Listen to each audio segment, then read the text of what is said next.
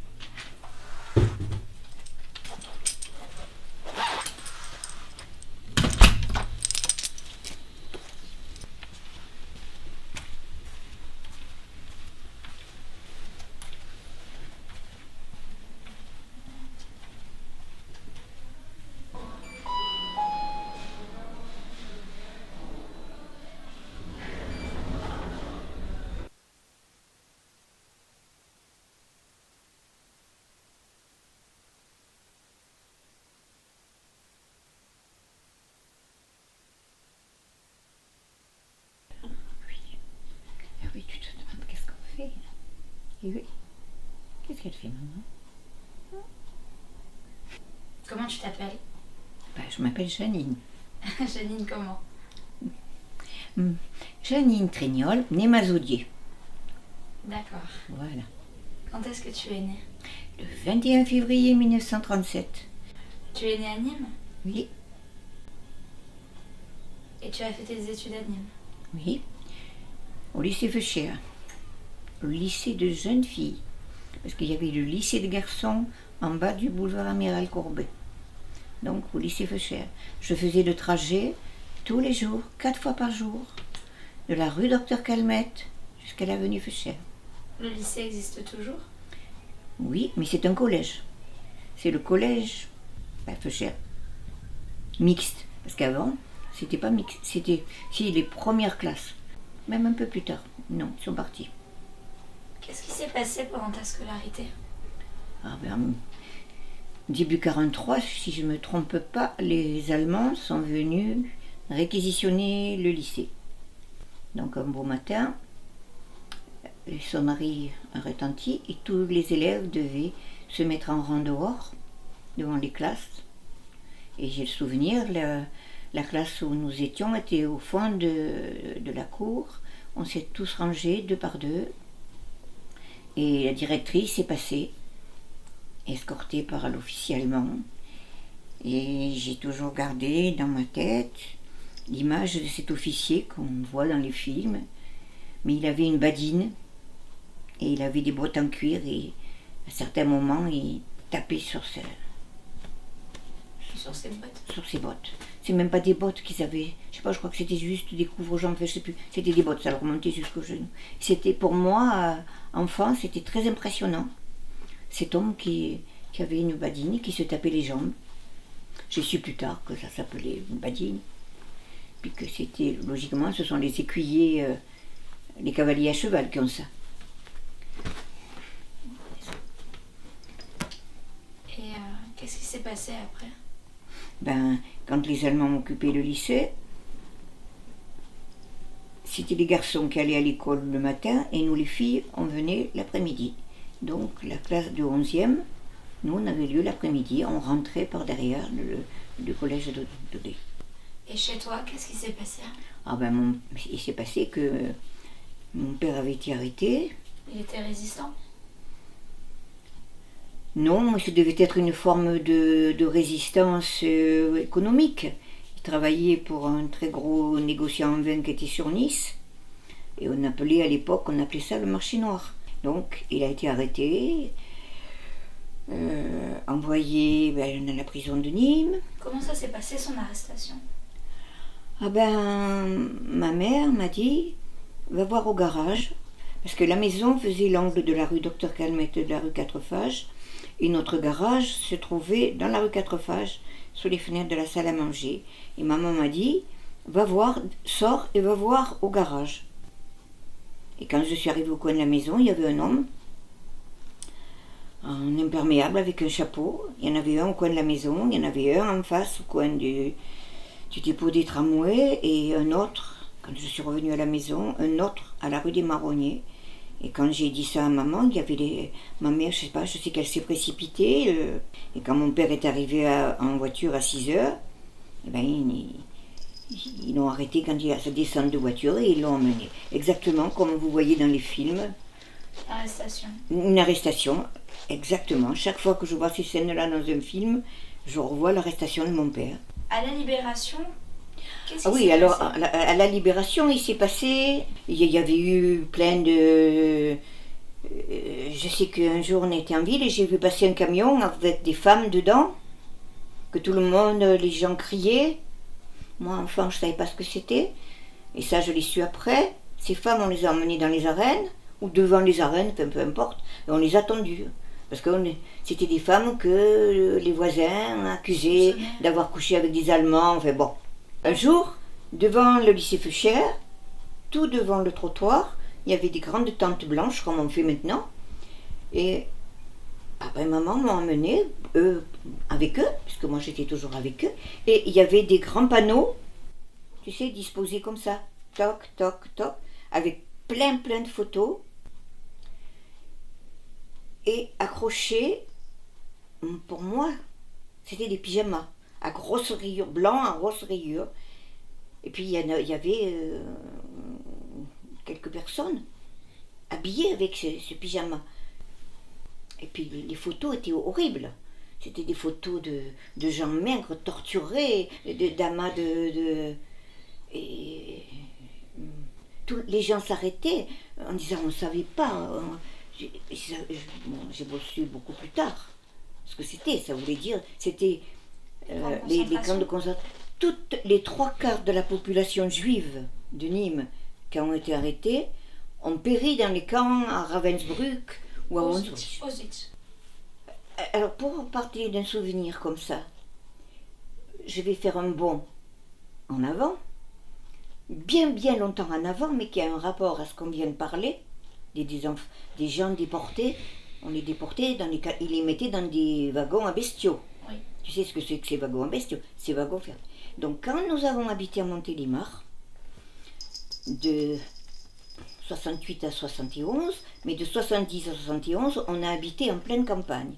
Et on avait la voie ferrée qui passait devant. Et tous les matins, à partir de 10h, pendant une demi-heure, c'était que des trains de marchandises qui passaient. Et ce n'était pas des trains de voyageurs. Regarde, j'en parle, T'as l'odeur. Non. Ces wagons passaient tous les matins. Quand j'entendais le train de marchandises, je savais qu'il était 10h. Et un matin, à la radio, il y a eu la chanson de Jean Ferrat, Nuit et brouillard. Ils étaient nuit, 100 et 1000, ils étaient milliers, qui priaient Jésus, Jéhovah ou Vishnu, je ne sais plus. Et j'ai pris conscience que ces trains qui passaient en ce moment, pendant la guerre, il y avait eu des gens. Il devait y avoir des enfants qui pleuraient, il devait y avoir des gens qui épouvantés, qui ne savaient pas où ils allaient. Ça a été un souvenir, regarde. J'en parle, j'en ai encore les larmes aux yeux. Tellement cette chanson m'a fait prendre conscience de ce qui s'était passé. Parce qu'on en parlait, Mais là, j'ai réalisé que les gens qui devaient habiter là avaient dû les voir passer ces trains. Cette maison, elle était pas neuve. Donc il y avait dû peut-être y avoir des gens dans cette maison où nous étions qui avaient vu passer ces trains. Et ça, tu vois, je ne peux pas parler de cette histoire sans avoir les... C'est quelque chose, c'est un souvenir terrible.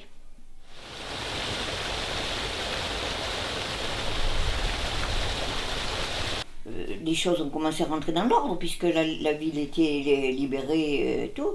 Et je sais qu'on est allé au cinéma. Et à l'époque, le film qui était sorti, c'était Autant en emporte le vent. C'était dans quel cinéma? Le Corona, il n'existe plus.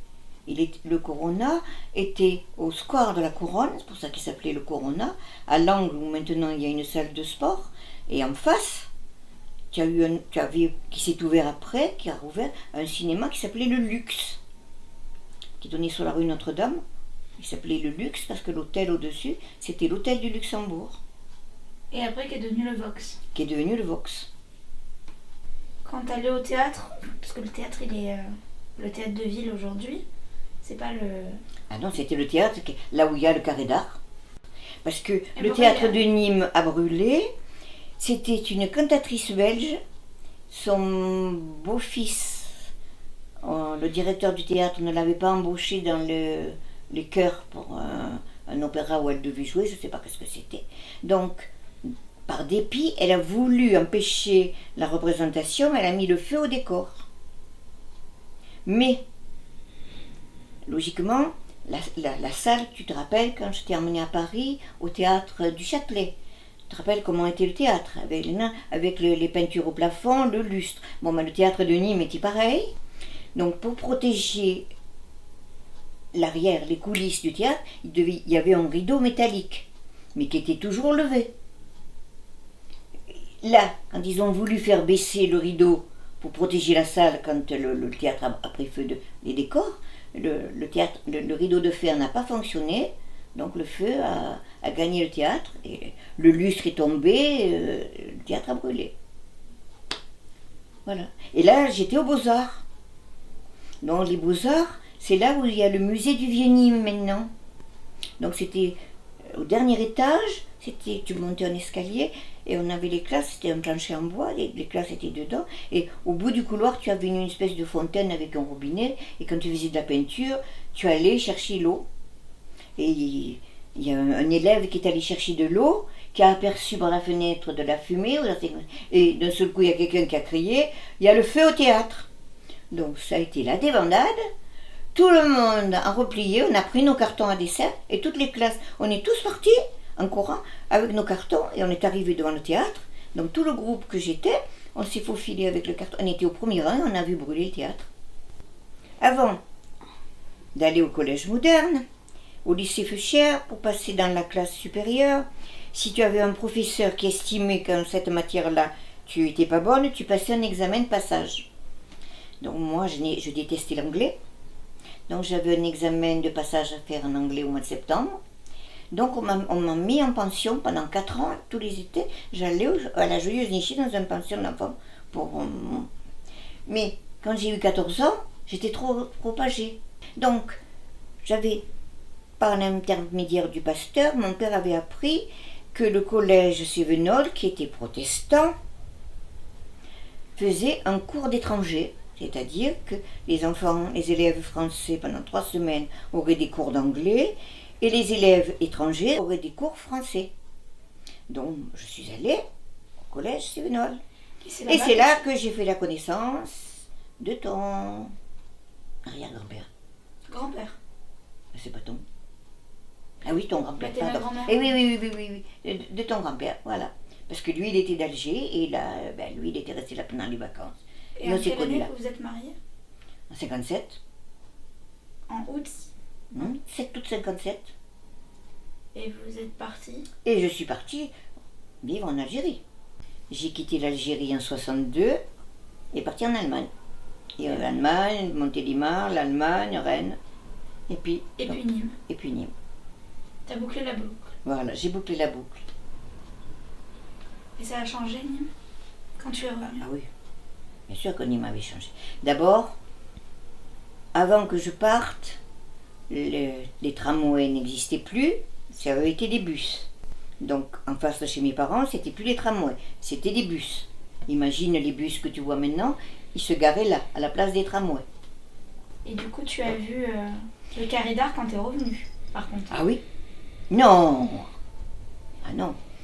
Ouh, le carré d'art, ma chérie, il a été construit en 89 ou 90, puisqu'en 88, quand il y a eu les inondations de Nîmes, la maison carrée a été sauvée grâce à la fosse du carré d'art.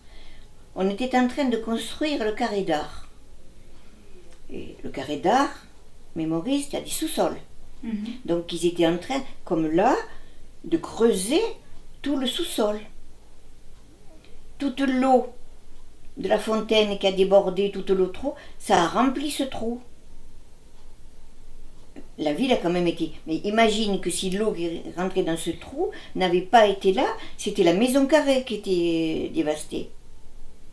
Donc la maison carrée est encore là.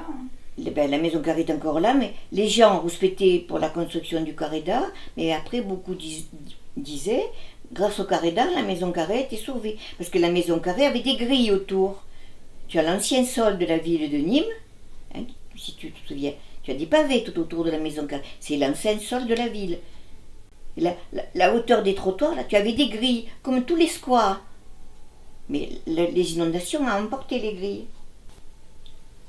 Si mon père revenait en vie, à l'heure actuelle, il ne reconnaîtrait plus rien. Le quartier Feuchère derrière la gare routière, ça n'existait pas. Tout a changé. Comme toutes les villes. Et toi aussi, t'as changé. Ah oui, ben, la ville a vieilli, moi aussi j'ai vieilli. Heureusement.